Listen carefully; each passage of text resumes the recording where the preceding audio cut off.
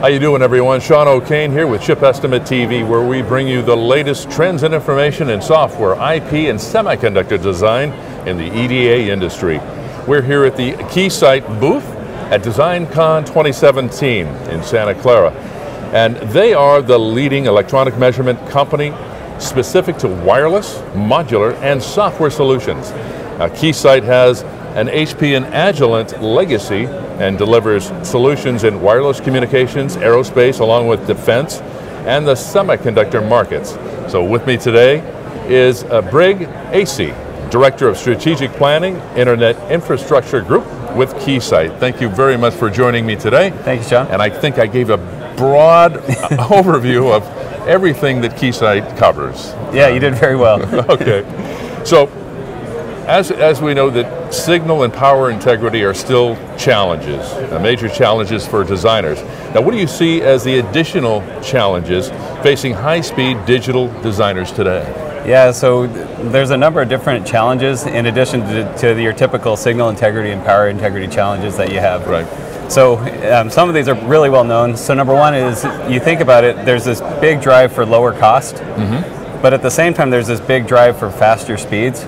And so customers and those designers are having to go out and use really inexpensive material, but go to really high speeds. Right. And so because of that, what ends up happening is they're having to develop new methodologies, figure out different ways to make the measure, or different ways to design their chips to be able to not only keep the cost down, but also get to market very quickly.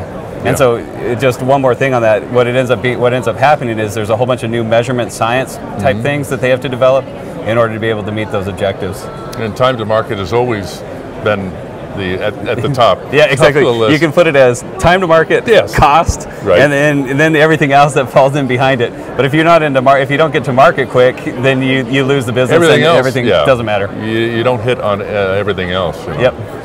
Intel just announced silicon photonics. Yeah. Now, what does that mean for you guys, and what does that mean and you see for the future? Yeah, it's a great question. So, first off, with silicon photonics, right, we're going from your regular silicon with your digital signaling to an optical on chip. From our perspective, what it means is that we need, if silicon photonics really takes off, we need to bulk up on our photonics offerings. Whether it's how do you test these ODEs, how do you probe? There's lots of different things that we need to do differently as silicon photonics ramps up. From the industry side, there's still some things that the industry needs to really take advantage of or fix in order for silicon photonics to really ramp up. So yields need to come down. You still have the cost of the silicon photonics that's unknown. There's lots of things that still need to happen for that. Yeah.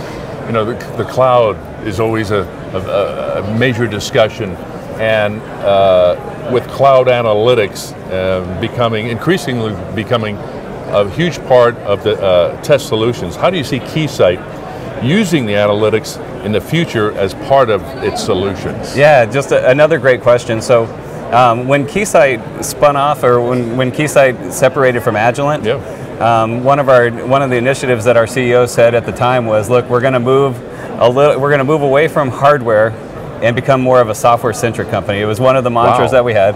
Yeah. And so one of the solutions that is going to be key in the future is analytics. And so when you think about analytics, a lot of times, our engineers are taking hundreds, if not thousands, of measurements, and then they're going in and they're using like some spreadsheet and saying, look, this is how you get to market with it. And these spreadsheets, they may or may not be right on. But we want to be able to go in and help the customers to be able to go in and actually analyze the data to see, yep, this is where I want to go, this is right. And so when you think about the future, almost every solution that we're going to do will include some sort of analytics to help analyze the data, make engineers better at analyzing the data that they've collected. Right. Yep. Earlier we spoke about standards. Yep. And touch on the open standards and the move to open standards and the impact for technology futures. Yep. Do you want to expand on that? Yeah, so open standards is actually something that we've really started to look at recently. So when you think about the future with open standards, number one is the idea is to get to market to much faster. Getting back to question number one, right?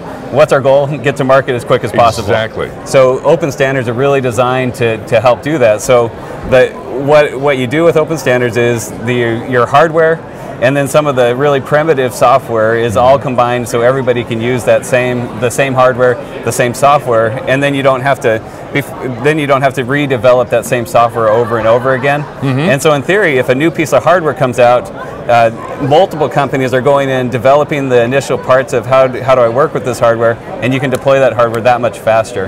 And so when you look into the future, you go, if everything goes open, now you're looking at software, you're looking at hardware being deployed in weeks or whatever the time frame is, as opposed to before it would take months or even years to get there. Yeah. And so that's that's where it's looking for as far as open goes. And you're shrinking that timeline. Absolutely. You're testing and everything from here to here, which saves money and time, and you're there faster. Yep. This is great. Yeah, thank you. I enjoy coming to Keysight and talking with Keysight every year at DesignCon. Really appreciate your time. So for Brig Asay, my name is Sean O'Kane, and we'll see you next time on Chip Estimate TV. Thanks, Sean. Thank you.